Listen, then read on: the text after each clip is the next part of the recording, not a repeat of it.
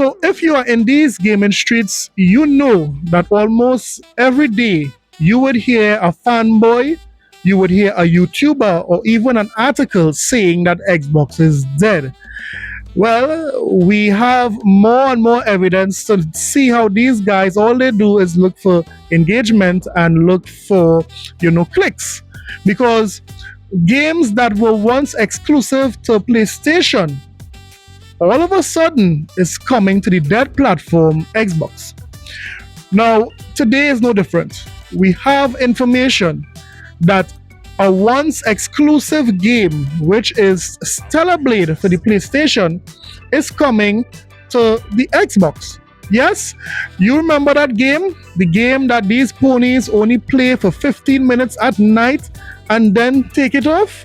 Yes, even Jimmy Neutron acknowledged the goons that play Stellar Blade. Saw exactly how degenerate the P crowd is when we looked at the player graph in Stellar Blade that one Friday night. You could tell exactly what people were doing. The lotion market stock was up. Did you guys ever...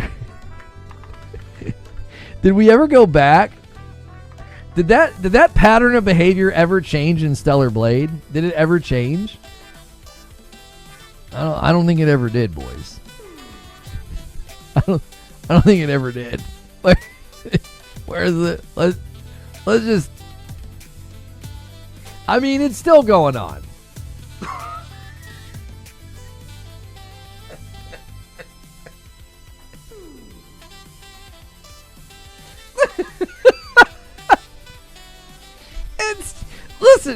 Listen, boys.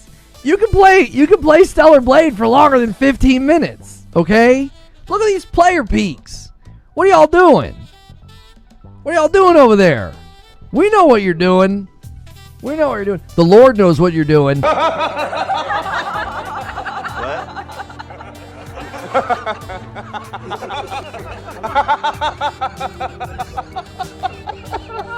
We know what you're doing, okay?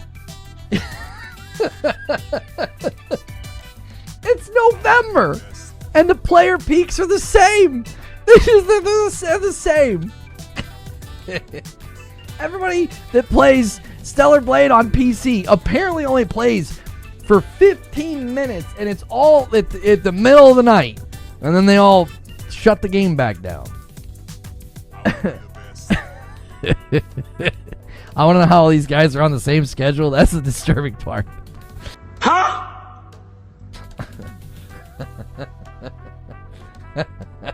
Not everybody has that kind of stamina. What?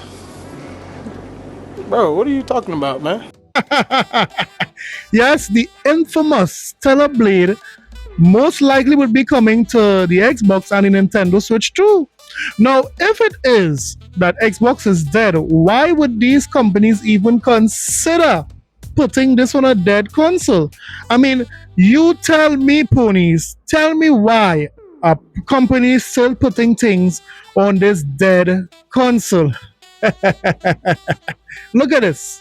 Shift Up is planning to make Stellar Blade available on additional platforms and reach more players. This big PlayStation 5 exclusive could be coming to Xbox soon. The developer is considering additional platform expansion after strong Steam sales on PC.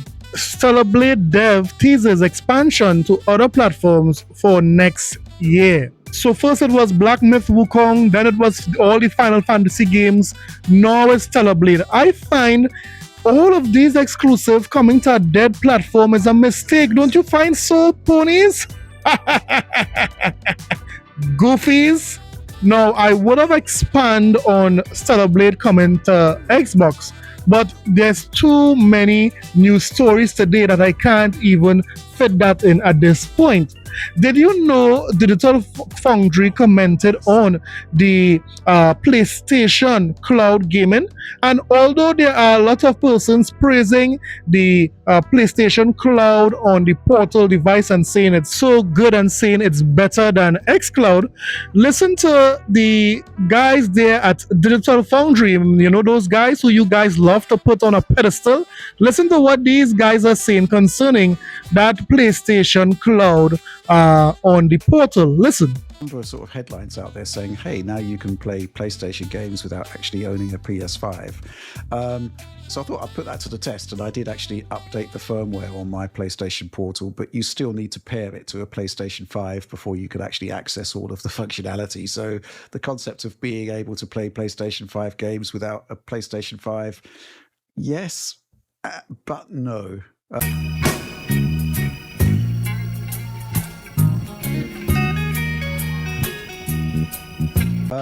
Yes, but no. I just want to talk quickly about my experiences with cloud gaming on there. Image quality, I'd say it's okay. I wouldn't say it's fantastic.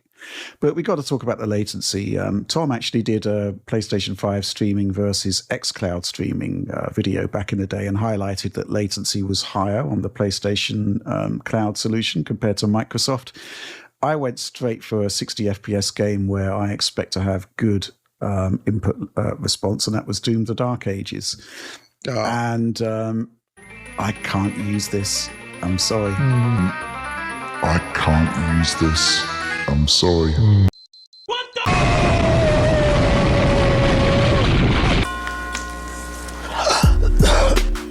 Excusez-moi.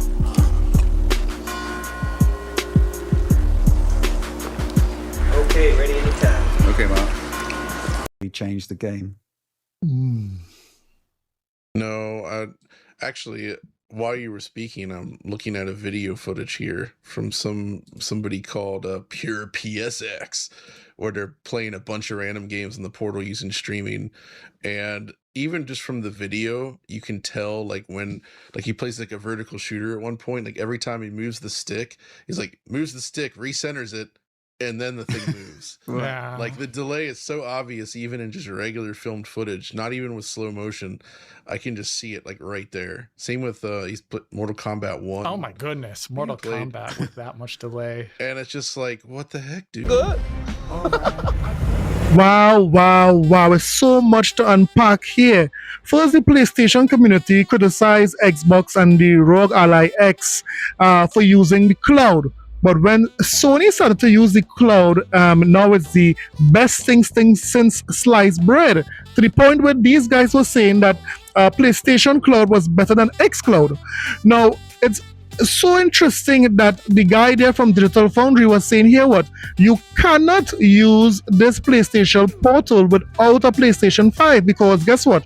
The PlayStation Portal have to sync up with a PlayStation 5 before you're able to use that feature. And then he went on to say, when it comes to streaming via the cloud, xCloud is much better because the latency is too high with the PlayStation Cloud. He said they even showed games like Mortal Kombat. They showed games like that space game where you're seeing the latency. You are seeing the guy is inputting on the controller, and some milliseconds after, then the player is moving. Wow. I mean, come on. This is what we are saying. So these guys were exposed. All who were saying that, PlayStation Cloud was so good. Look, your own guys, Digital Foundry is saying that it is trash. Get out of here with that rubbish. Today, however, we are going to recap PlayStation financial report, because there are some interesting things that were said in that report that might have these ponies sweating. So sit back and relax and let's get it. This is a sickness! Let's get it. Do me a favor, guys. If you're liking this content, hit the like and subscribe button. No doubt that will help the channel out, and it will support all the work we do on this side. So do me a favor, hit that like and subscribe button today. Now let's get back to the video. So just recently, PlayStation had its Q2 financial update for 2026. And let's just say when these ponies saw this report, these guys, all they were doing was high kicks.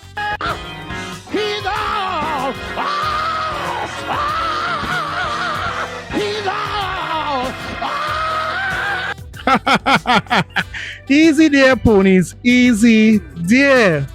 So let's look at some highlights of this financial report. There are some very interesting things that ponies would be excited about, but there are some really weird things with this financial update. Look at this from Genki here. So Genki is saying that the PlayStation 5 units sold in the quarter was 3.9 million, close to 4 million PlayStation 5 would have sold in that quarter. The lifetime PlayStation 5 units is 84 million copies. Shipped. Yes, 84 million shipped. Now that is no small amount of number to snuff at. So if it's one thing the ponies could boast about is that, guess what? They have console sales, yes? If we were to look at that chart again, we would also see that the amount of software that was sold for the quarter was 6.3, which is very low. Think about how many consoles are out there. Why only 6.3 million software is being sold throughout that quarter? Again, very low. Now, if it is we also look at the chart presented here by Sony, we would see some very, very interesting things. Look at this. So as we look at this list, we again see that the full game software for the quarter only sold 6.3. Again, that is very low. But if you look down there at the monthly active users, look at Q1 of 2025, you see that the monthly active users was 123 million people. Look at Q2. Yes, the monthly active users dropped by 4 million. So monthly active users for PlayStation Online Push is going down. And that is very strange because, didn't these guys launch Ghost of Yotei? And that should have produced some players. They said that Ghost of Yotei did so well, 3.3 million units sold in the first month or the first 2 months, what have you. But this is strange. Sony is losing monthly active users. Now, what makes it even more strange is what the CFO said. Listen to what the CFO said. Listen. Now I will turn to an overview of each business. First is the GNNS segment. FY25 Q2 sales increased 4% year-on-year, primarily due to the growth of network service revenue and the software sales. Despite the impact of the increase in sales, operating income decreased 13% year-on-year. Despite the impact of the increase in sales, operating income decreased 13% year-on-year.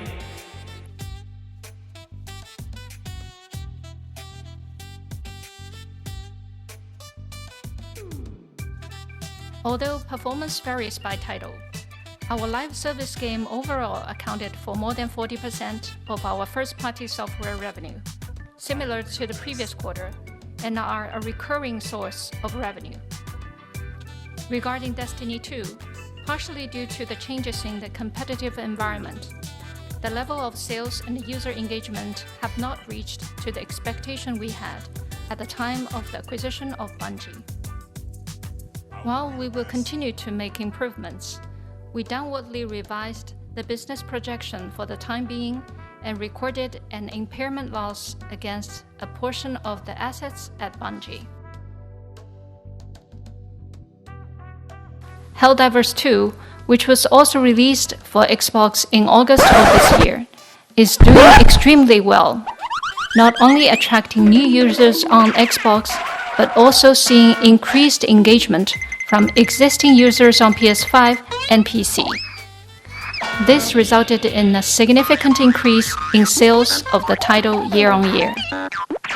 MLB The Show 25, released in March, also continued to perform well during the quarter. Building on this recent progress, we aim to strengthen our studio business and expand our IP franchises through continuous learning and improvement. So there you have it. Shout out to Abstract Concept for covering that for us. So now the PlayStation community, they look like fools because they said that Helldivers 2 flopped on Xbox. But according to the CFO, no, it didn't flop on Xbox. It actually contributed to major profits for PlayStation. Yes, Helldivers 2 on Xbox did really, really well, according to the CFO. In addition to that, she said because of that, of course, they would be looking at to expand their software. Now, I don't need to read and spell for you guys. You know what that expansion means. So despite what the ponies say, we could be seeing the whole slate is coming. And although everyone is gushing about PlayStation hardware sales, I won't take that away from them. Yes, hardware sales sold well. Ghost of Yotei seemingly sold well. But when it comes to operation costs, that is down. When it comes to monthly active users, that is down. A lot of things are also down with Sony, showing fully well that here what the attachment rate for software on PlayStation alone is not as high as these ponies would like you to think.